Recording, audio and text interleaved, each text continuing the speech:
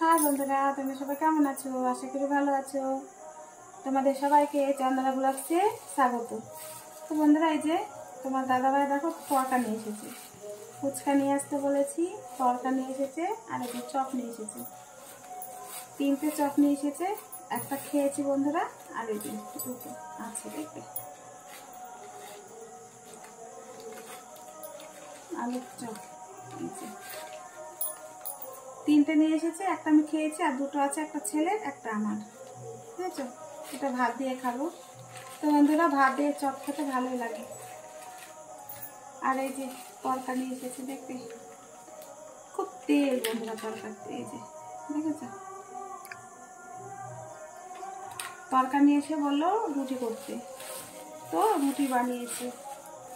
আর আমাদের এখানে যে গান হচ্ছে, গান শুনতে পাওয়া যাচ্ছে মনে হয়। আর গানতলা থেকে বললাম বাদাম নিয়ে আসতে, গরম গরম। এই যে বাদাম নিয়ে এসেছে, এখন বাদামটা আমি খাবো বন্ধুরা। এই যে তোমরা খেলে চলে এসো বাদাম। আর এই যে রুটি করতে বলেছে, রুটি বানাতে বলেছে, যে রুটি বানিয়েছি দেখো। অনেক কটা রুটি বানানো হয়ে গেছে, মোট 12টা মতো রুটি আছে এখানে।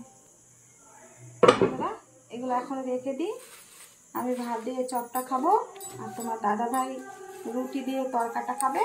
এখন আপাতত এই বাদামটা আমি এখন খাই।